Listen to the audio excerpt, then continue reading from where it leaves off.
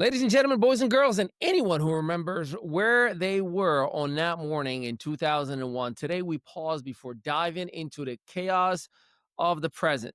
Because before the headlines of school shootings, assassinations, and extremism, we have to stop and reflect. It's September 11th, 24 years since that Tuesday morning when the world seemed to freeze, when the illusion of safety crumbled alongside steel and concrete, nearly 3,000 souls gone. Families torn, first responders who ran into danger when everyone else was running out. Remember, I was in Morocco and I seen it happen in TV from the other side of Africa. The firefighters in New York, the soldiers at the Pentagon, the passengers on Flight 93 who said, "Let's roll." That was America. Grit, courage, unity. And let's be real, we've forgotten some of that unity. The candlelight vigils, the flags in every window, the strangers hugging strangers. For one shining moment, we were indivisible. Then came wars, divisions, conspiracy theories, politics as blood sport. But on this day, every year, we owe it to the fallen to remember what it felt like to actually stand together.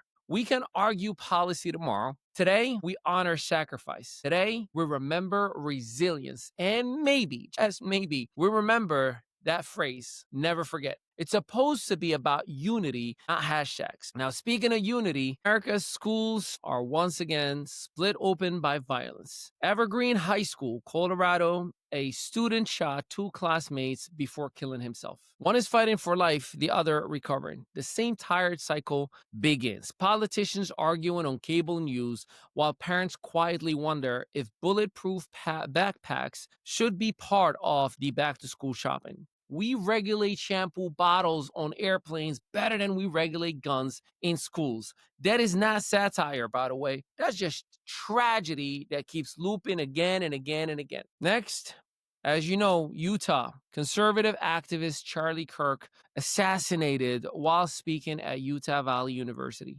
A bolt action rifle recovered, FBI releasing images of a suspect, political leaders left, right, and center condemning. Here's the dark irony. Kirk was talking about free speech when someone decided the Second Amendment was a better response than the first. You don't have to like him.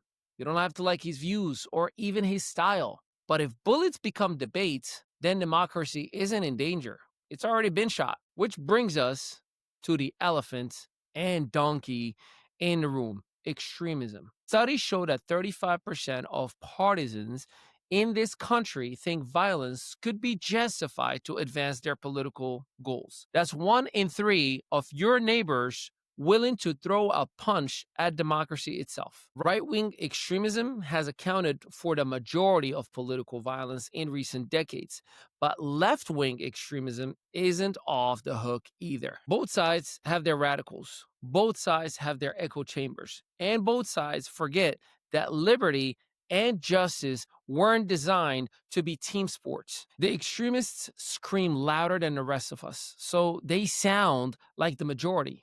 Well, they're not.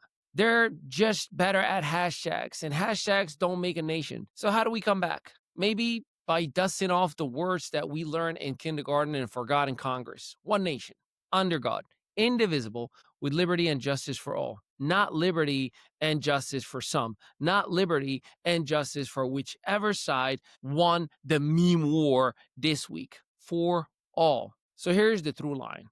From 9/11 to Evergreen High, to Utah, to every street where politics turns to violence. Division kills. Unity saves. We can bicker over tax rates, healthcare, and who's in the White House. But if we can't agree that violence isn't the answer, then America isn't under attack from the outside. It's collapsing from within. Today, of all days, we remember that this is supposed to be indivisible. And if that sounds corny, maybe a little corny is exactly what we need. That's what's new with ME. Stay safe, stay hopeful, and remember, the loudest voices don't have to be the truest ones. Until next time, have a blessed day, everybody. In a world of digital noise, your brand deserves a command center. Welcome to ME Studios, where your vision doesn't just get captured, it gets amplified. This isn't just another production space. This is your complete media powerhouse. Our multi-unit facility in New Jersey is engineered for brands that refuse to be overlooked. We transform your voice into professional podcasts streaming on Spotify, Amazon Music, and beyond. Your stories become headlines across 300 plus media outlets, including Fox, ABC. Behind every viral moment is strategy. Our content creation and SEO campaigns don't just chase trends, they create them. From concept to distribution, we build the digital presence others envy. Your brand, your voice, your time to dominate. Visit the mestudios.net and turn potential into impact.